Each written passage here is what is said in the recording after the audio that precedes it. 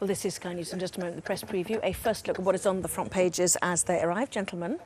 First, though, our top stories this evening. Theresa May has again confirmed that President Trump's state visit invitation still stands, despite protests by MPs and demonstrations in cities tonight.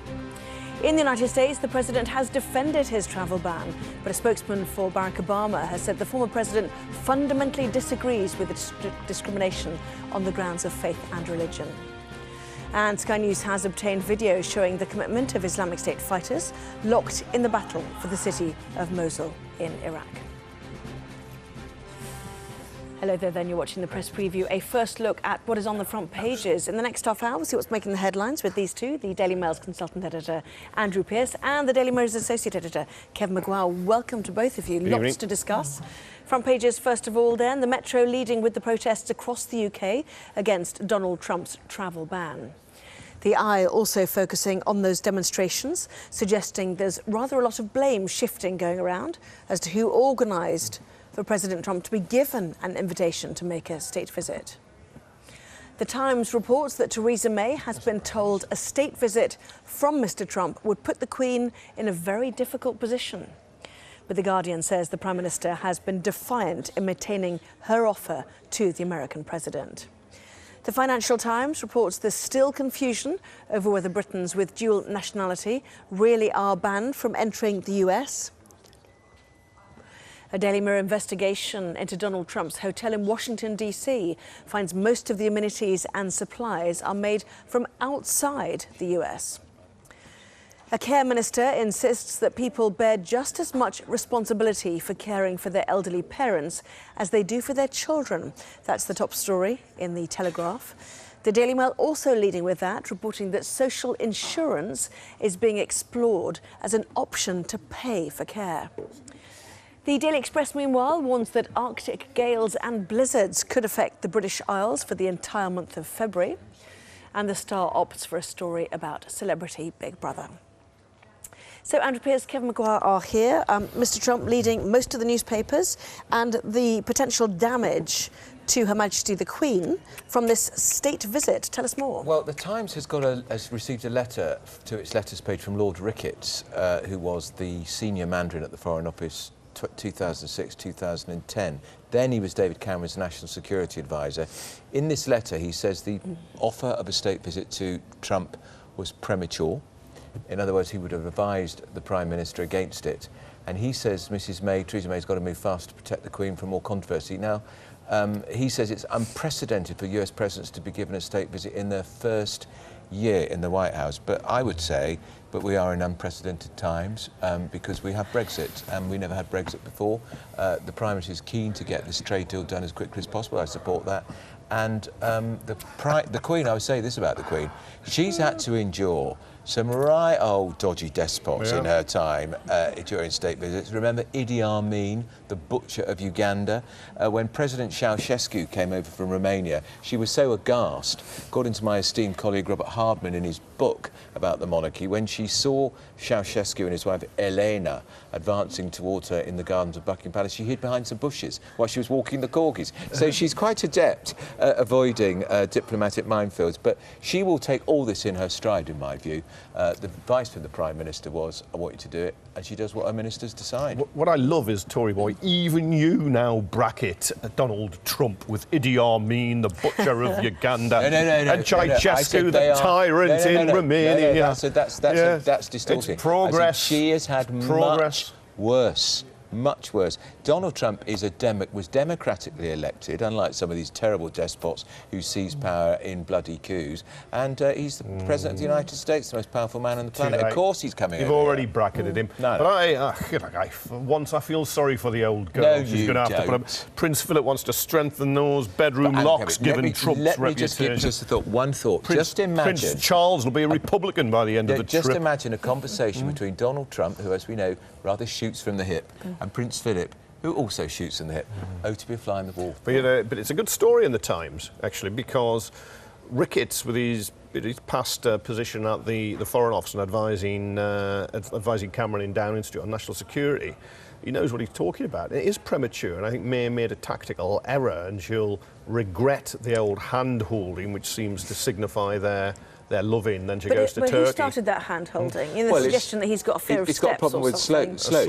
So he grabbed her hand to support himself. It looked like finally the misogyny allegations were all wrong, and he was actually supporting a woman down some steps who was wearing high heels. No, she was supporting him. She was supporting him. It's completely different, isn't it? It's a fabulous story in itself. Downing Street now realise the picture was a big mistake. But what could she do? She could hardly pull her hand away. The whole trip, because she is desperate for a trade deal. Now, if you get a trade deal, yeah, we will. Tariffs are already very low with the US. What the US will want to do is get into the NHS, and they will want to get their agricultural products into Britain, which won't be good for our farmers. And she's desperate, and that has allowed her to lose all values. Her compass has gone. She's fallen into all these traps. You go and you give your premature offer of the Queen. Doesn't matter how loudly the band plays, you're going to hear the protesters. And if he goes along the Mall, they'll have to have the hood down in the carriage, because he wouldn't be able to risk it. If I recall, when Tony Blair was Prime Minister, he attempted to hide the protesters from the Chinese. From the Chinese, president. absolutely. And it was a disgrace. Scandalous. Because I can be quite certain when Donald Trump comes, the protesters will be heard and they will be seen. Unlike when Labour were in power and they tried to hide the protesters away from the Chinese. Know, disgraceful. Trump has a big fat ego and a very thin skin. The whole visit will go wrong from May's point of view if there are protesters. But fantastic crowds. I think it's brilliant. I think it's Britain at its very best all over the country. Yeah, that's Whitehall, isn't it? Many other countries. Cities everywhere. People peacefully, vocally protesting for fairness and decency against what is a racist travel ban on 7 countries where no terrorists from those 7 countries have killed anybody in the USA. And Trump exempts countries where he has commercial deals. And once again, but they have killed people. Saudi Arabia, recently not in France. Well, that doesn't matter, does it? It means the intention is there. Yes, it does. What about Saudi Arabia? And think where the 9/11 hijackers came from, and the Americans are all over them still. The 7 countries which Trump has targeted were on the list that he inherited from Barack Obama, who identified these 7 countries as the ones that were a potential terrorist threat. Now, admittedly, Obama didn't remove travel rights from them, but he did take travel rights away from Iraqi refugees for 6 months in 2011. And I don't remember any of these lefties taking to the streets to protest, or Kevin Maguire protesting about it, actually. Now, I'm not defending what Trump's done, but there is a huge... Yes, you are. No, I'm not. Yes, you are. No, what I'm saying is there's the usual double standards on the left. Justify. There's the usual double standard left. Demonise people on the right, but if it's on the left and they take away people's rights, such as Obama did with Iraqi refugees, not a word of protest, because Obama was a saintly figure. It has to be beatified, and they don't protest, but they do when it's on the right. The reason why there was a temporary ban on Iraq, parts of Iraq, 6 months, Kevin, it was a 6-month is because ban. 2 people were found with Al-Qaeda links in the States from there. That is why he has no evidence for these 7 countries other than it suits his bigotry and his prejudice. That is why he's there. Because there were 2 people found. How many of these people have protested about Obama keeping Guantanamo Bay open? How many of them? Not one. Have they taken to the streets saying Guantanamo Bay should have been closed down because Obama said he would in his first term, still open? Andrew, there's been countless protests in Britain Kevin, not against on this Guantanamo level. Bay. Not on this level. Look, not on this level, Kevin. Are you just get this right? Are you defending Donald Trump? No, I'm not. I'm just saying what I'm attacking is the hypocrisy. The hypocrisy of these people who just are going to demonise Trump at every opportunity, but would never, ever criticise Obama because he's the first black president of the United States. Therefore, he is a saintly figure. Obama banned Iraqi refugees for 6 months coming into the United States. 6 months. Not a word of protest from Maguire or these people. And what about Guantanamo Bay? It is true. It is just not true. This is fake news, alternative facts, by ignoring the facts. There were many protests against Guantanamo Bay. Did you join them? Did you join them, Maguire? I don't go on these protests. Did they cram Whitehall like this? Did they? Did I criticise him for not shutting Guantanamo Bay? Yes, I did. Kevin, he wasn't listening. Yes, I did. Wasn't listening because 8 years it stayed open. Andrew, a stain on his dealing in facts. presidency. You're not dealing in facts. No, you just don't like it. Truth. You don't like it when the argument's thrown back at you. No, because you're not. I mean, you're just talking nonsense. I was going to use another word. Answer it. But you are. Did you ever see a protest like that about Guantanamo Bay ever anywhere in Britain? There were protests against. Did you see one that size? They were protests against the bombing in Libya, which was Britain, France, and America.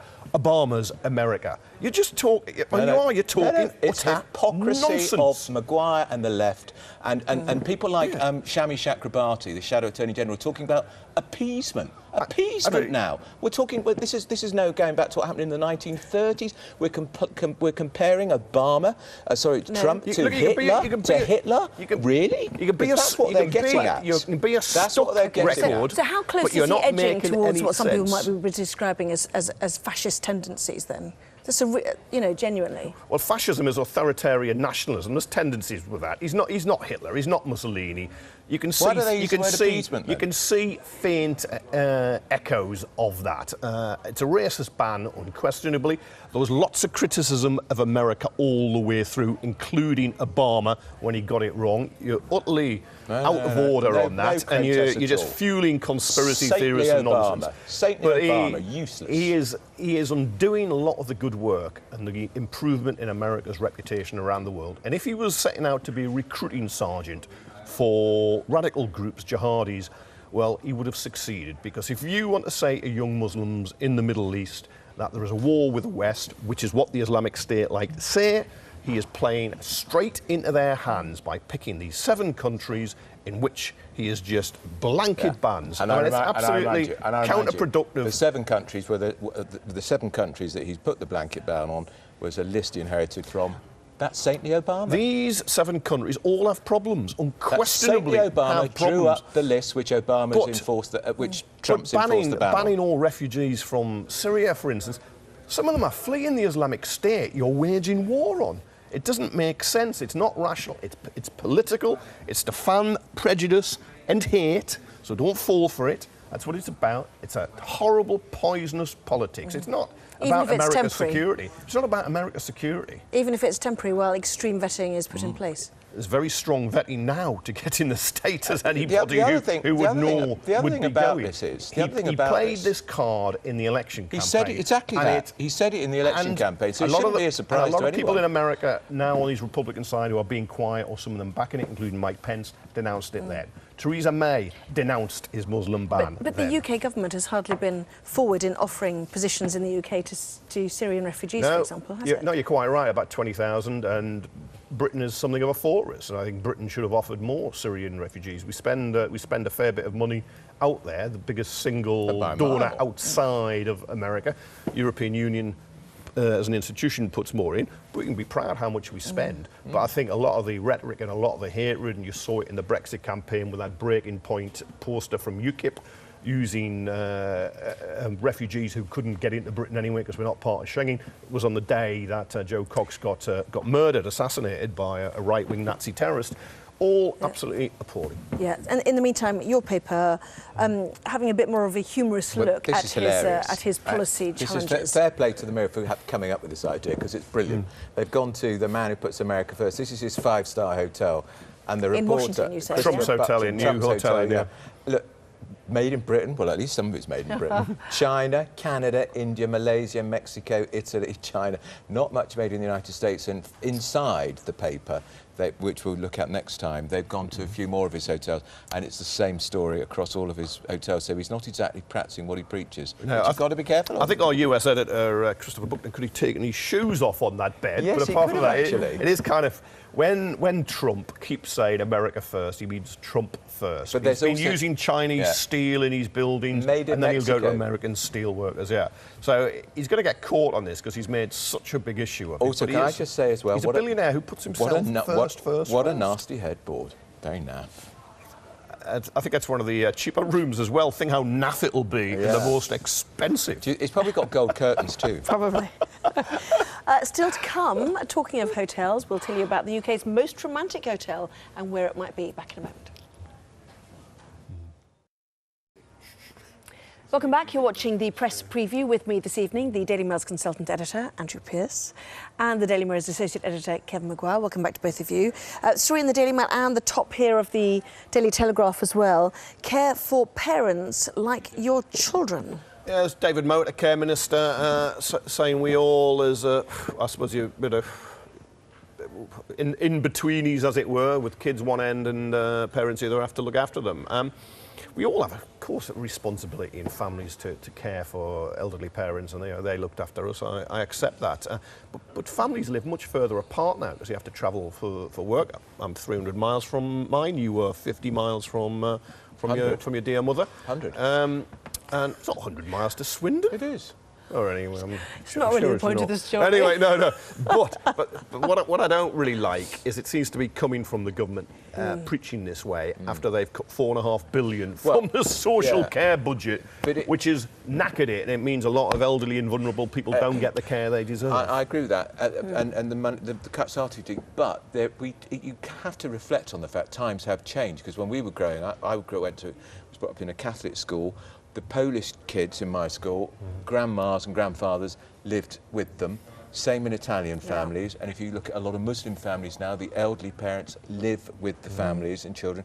It's us lot where it's broken down. As Kevin rightly points out, partly it's because our jobs and our lives, you don't stay in the same town. But quite frankly, because we're all living so much longer, actually looking after an elderly relative can go on for 25 years. Well, 25 years, but also they'll be so ill, you'd have to give up your job, you would no longer be a tax-paying member of society. It's not as straightforward. It is not straightforward. It's not like it was when we were But neither growing is up. it straighthtforward for the state to pick up the bill. No, that's the difficulty. But when a isn't it? mother or father lived at home and was looked after, it was often only the bloke went to work, and the woman would. And somebody died in their 70s, not at 89. But the Mail say, which is quite interesting, and that civil servants are examining social insurance or savings schemes to help meet the cost. And you think that's going to have to be an option? But you go back to 2009, and Labour was proposing a very sensible idea. You would have an attachment to your estate. Your care would be covered, so you wouldn't have to sell your house, but when you died, it would be taken from the inheritance going to, which is something for nothing for the people receiving it. It was very sensible. But the Tories pulled the plug on it and ended up with adverts about tombstones. Why did they pull the plug on it then? Petty party political purposes. Because they was trying to have a cross-party consensus, and the Liberal Democrats were signed up to it too. I think. But it was terrible politics by the Tories. Cameron, what happened to him? Who? The Hollow Man. Oh, yeah. Are you watching, Dave? The Hollow Man. The man who lost Europe and his premiership. No, the man who gave Britain back. Thanks for that, Dave. Yes. Talking of Europe, forget Paris or Venice. The most romantic hotel. Is this in the world? No. In Europe. It's the second in the world, allegedly. Well, second in the world. I'll tell you what, I'm not It's going. in Chester. Allegedly. I've been to Chester. It's a very nice Roman city. No, I'm sure this is a very nice Georgian hotel. Never been. Okay, no, I'm not. To? But TripAdvisor website now. That's a I don't find this entirely convincing, and I don't want to knock the hotel because the people who run it are very proud, and I'm sure they put a lot of work in it. But I think it's some hotels, and it may have happened here, are just very good at getting their clients to go on TripAdvisor. It came second in the entire world behind a hotel in Thailand, and this hotel room has freestanding bars, a mini cinema serving popcorn and ice cream. Is this for fat Americans? We've only got 30 seconds. Do you want to do Sarah Sands or Gary Barlow? Gary Barlow. Right. Sorry, Sarah.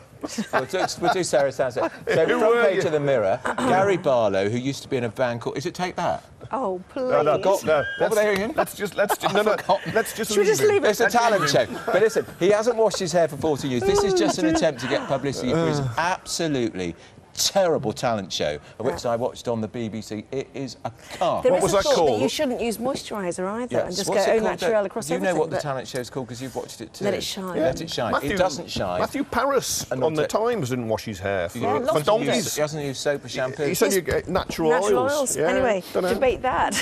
Big issues of the day, I don't think always. Kevin Maguire's used any either for a long time, but it's not just shampoo. We'll see you at 11:30. There's a shower over there. We'll see you later. Thank you. To the weather.